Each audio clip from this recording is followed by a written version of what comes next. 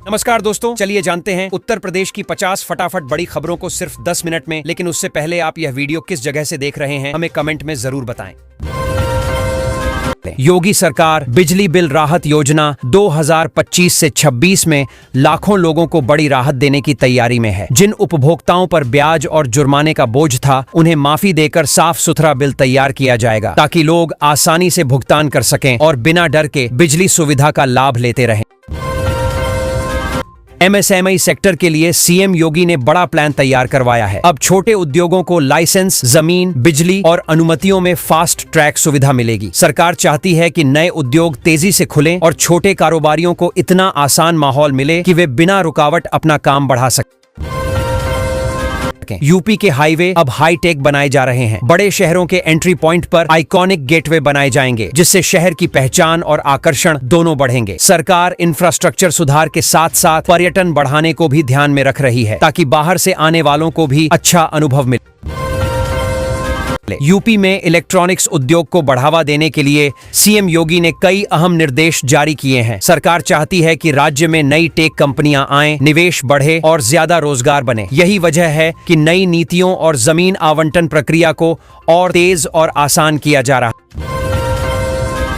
Bill में उपभोक्ताओं को बिजली विभाग की तरफ से खास राहत मिलने वाली है। विभाग ने माना है कि कई जगह मीटर और बिलिंग की दिक्कतें बढ़ रही थीं, इसलिए उपभोक्ताओं को अतिरिक्त बोझ से बचाने के लिए नई प्रक्रिया बनाई जा रही है, जिससे गलत बिल आने पर तुरंत सुधार हो सके।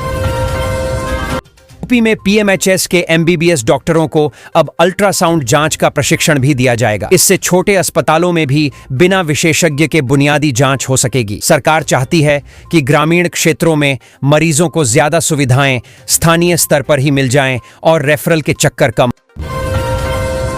यूपी कैबिनेट की नई मंजूरी के बाद परिषदीय विद्यालयों में जिले के अंदर शिक्षकों का ट्रांसफर शुरू होगा। इस फैसले से लंबे समय से एक ही जगह जमे शिक्षकों को राहत मिलेगी और स्कूलों में जरूरत के अनुसार शिक्षक भेजने में आसानी होगी। यह कदम शिक्षा व्यवस्था को थोड़ा संतुलित करे।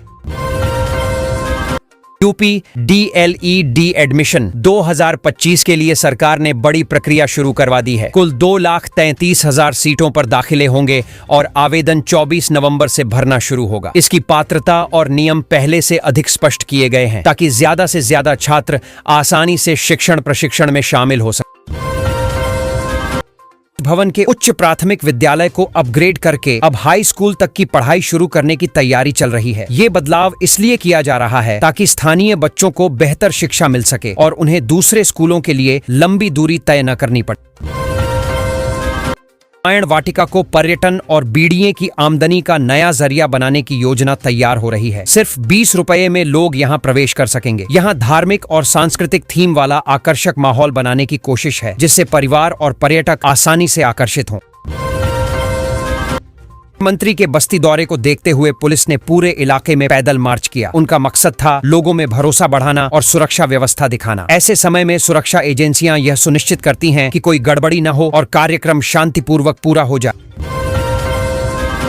देश भर से आए 10 बुजुर्गों की कहानी सुनकर दिल भर आता है। अपने परिवारों द्वारा भुला दिए जाने के बाद वे अब रामलाल वृद्धाश्रम में रह रहे हैं। वहां उन्हें खाना, देखभाल और सहारा मिल रहा है। ये जगह उनके लिए घर जैसी बन गई है, जहां कम से कम इज्जत और अपनापन मिलता है।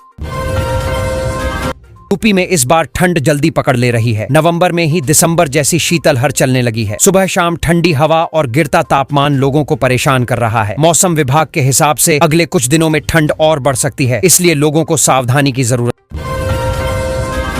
लंदन में पढ़ा रहे मदरसा टीचर का नाम आजमगढ़ में साल दर साल इंक्रीमेंट में चढ़ता रहा। ये मामला पकड़ में आते ही हड़कंप मच गया। अब जांच अधिकारियों पर भी कार्रवाई की तलवार लटक रही है। सवाल ये है, 3 साल विदेश में रहने के बावजूद उनके कागज अपडेट कैसे होते रहे?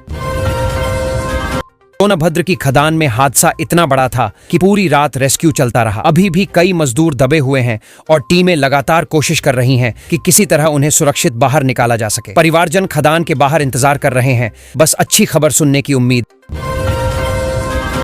यूपी के सरकारी प्राइमरी स्कूलों में अब 10 दिन मस्ती की क्लास चलेगी। दरअसल बच्चों को पढ़ाई के साथ गतिविधियों, खेल और रचनात्मक काम में भी शामिल करना जरूरी समझा गया है। इसीलिए स्कूलों में थोड़ी फुर्सत और मजेदार माहौल जोड़ने की कोशिश की जा रही है।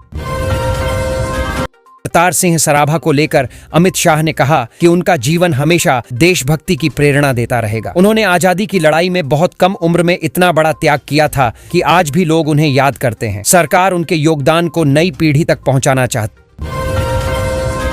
यूपी के 40 जिलों में शीतलहर का अलर्ट जारी कर दिया गया है। कई जगहों पर कोहरा और घनी धुंध की चेतावनी भी दी गई है। इसका असर ट्रैफिक, स्कूलों और सुबह के कामकाज पर पड़ सकता है। लोगों को सलाह दी गई है कि बिना जरूरत सुबह सुबह बाहर न निकलें। FT 2025 के कार्यक्रम में 16 नवंबर को सीएम योगी शामिल होंगे। यह कार्यक्रम यूपी में उद्योग और निर्यात बढ़ाने के लिए महत्वपूर्ण माना जा रहा है। सरकार इसका उपयोग निवेशकों के सामने राज्य की ताकत और संभावनाएं दिखाने में करे। वीरांगना ऊदा देवी पासी की प्रतिमा का अनावरण राजनाथ सिंह और योगी आदित्यनाथ ने किया। उन्होंने कहा कि ऊदा देवी का साहस और बलिदान हमेशा महिलाओं के लिए प्रेरणा रहेगा। वो उन वीरांगनाओं में से थीं जिन्होंने अंग्रेजों के खिलाफ सीधे लड़ाई लड़ी और इतिहास में नाम बनाया।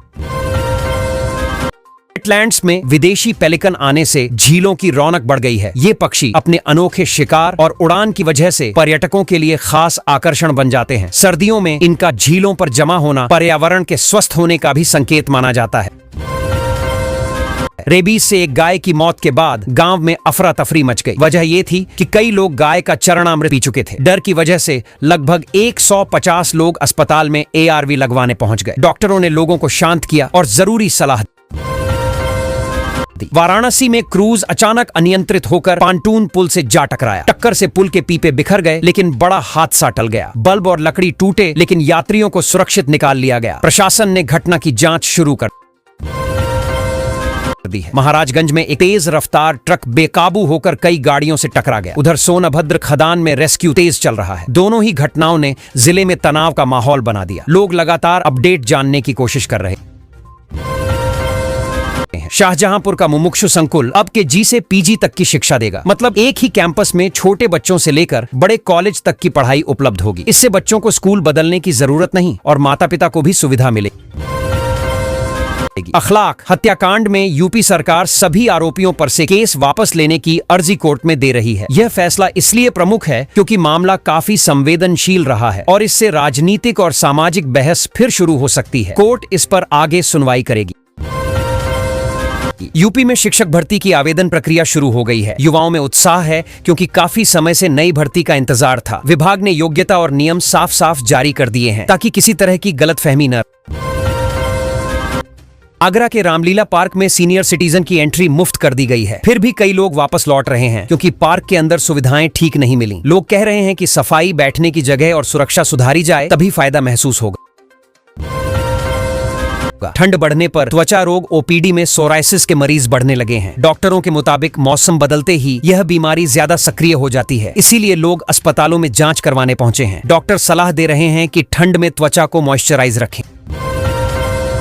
यूपी आंगनवाड़ी भर्ती 2025 की लास्ट डेट को लेकर लोग जानकारी ढूंढ रहे थे। अब जिलेवार पूरी सूची आ गई है। उम्मीदवारों को कहा गया है कि समय रहते ऑनलाइन आवेदन पूरा कर लें। हर जिले का अलग कैलेंडर और वैकेंसी संख्या जारी की गई है।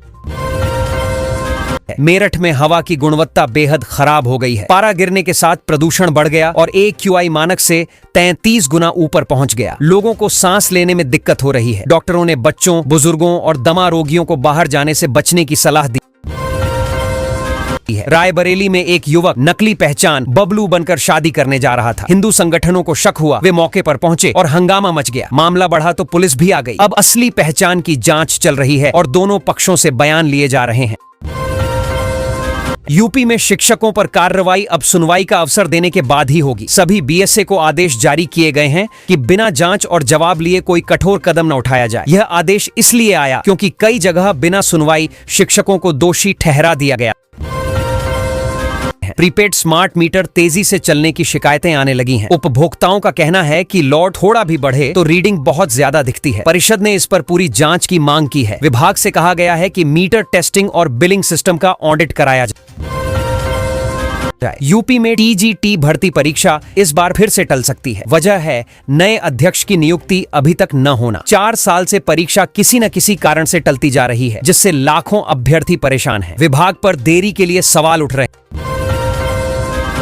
कूड़ा अधिकारी बताकर 2 लोगों ने फ्लैट दिलाने के नाम पर ठगी की। सीआरपीएफ के दारोगा और इंस्पेक्टर के फर्जी दस्तावेज बनाकर लाखों रुपये ले लिए। पुलिस ने दोनों को पकड़ लिया है और उनके पास से नकली पेपर भी बरामद किए। राज्यपाल आनंदीबेन पटेल चाहती हैं कि परीक्षाओं में 100% उपस्थिति हो। उन्होंने कहा कि बैक पेपर परीक्षा की प्रक्रिया बंद होनी चाहिए ताकि छात्र शुरुआत से गंभीर रहें। विश्वविद्यालयों को परीक्षा प्रणाली सख्त करने और छात्रों का रुझान पढ़ाई की ओर बढ़ाने के निर्देश दिए गए। बिहार में आरजेडी का MY फैक्टर पूरी तरह फेल होने के बाद लोग अब यूपी में अखिलेश के PDA मॉडल की परीक्षा मान रहे हैं। राजनीतिक विश्लेषक कह रहे हैं कि यूपी में जातीय गणित पहले जैसा असर नहीं दिखा रहा। ऐसे में PDA मॉडल कितना चलता है, यह चुनाव बताएं। अलीगढ़ आगरा भेजने की जरूरत खत्म हो गई क्योंकि जिले में नई मेडिकल सुविधा शुरू हो गई है। अब मरीजों को बड़ी जांच और इलाज स्थानीय स्तर पर ही मिल जाएगा। लोगों ने इसे राहत वाला फैसला बताया क्योंकि पहले आने जाने में काफी परेशानी होती थी। मोटापे से होने वाली मधुमेह के लिए नई दवा काफी कारगर बताई जा रही है। कई मरीजों में अच्छे नतीजे देखे गए हैं। डॉक्टरों का कहना है कि अगर इसे डाइट और एक्सरसाइज के साथ लिया जाए तो शुगर को काफी हद तक नियंत्रित किया जा सकता है। लेखपालों ने अपनी मांगों को लेकर फिर से धरना प्रदर्शन किया। उनका कहना है कि सरकार ने अब तक वेतन वृद्धि और अन्य मुद्दों पर कोई ठोस निर्णय नहीं लिया। वे चेतावनी दे रहे हैं कि अगर मांगे नहीं मानी गईं तो आंदोलन और बड़ा होगा। चारबाग के एक होटल में ATS ने छापा मारा। डॉक्टर शाहीन के करीबियों को खोजने में यह रेड महत्वपूर्ण मानी जा रही है। जांच में मालदीव और दुबई कनेक्शन की बातें सामने आई हैं। ATS कई संदिग्ध कारोबारियों की गतिविधियों पर नजर रखे हुए है। DM फिरोजाबाद अचानक स्कूल पहुंचे और 10वीं के बच्चों को गणित पढ़ा दिया। बच्चे भी खुश हो गए कि इतने बड़े अधिकारी ने खुद समय निकालकर पढ़ाया। DM ने कहा कि उन्हें समझना है कि स्कूलों में पढ़ाई वास्तव में किस स्तर पर होती है। थानेदार के आवास से 35 लाख के जेवर चोरी होने का खुलासा बेहद चौंकाने वाला निकला। पुलिस ने जांच में पाया कि इसमें बाहरी नहीं बल्कि जान पहचान वाले लोग शामिल थे। 4 आरोपियों को गिरफ्तार किया गया है और जेवर का बड़ा हिस्सा बरामद कर लिया गया है। एकलव्य स्कूलों के 597 छात्रों ने JEE NEET पास कर नया रिकॉर्ड बनाया। ये उपलब्धि इसलिए बड़ी है क्योंकि ये स्कूल आदिवासी क्षेत्रों में चलते हैं और संसाधन सीमित होते हैं। छात्रों की मेहनत और शिक्षकों की ट्रेनिंग का परिणाम अब साफ नजर आने लगा है।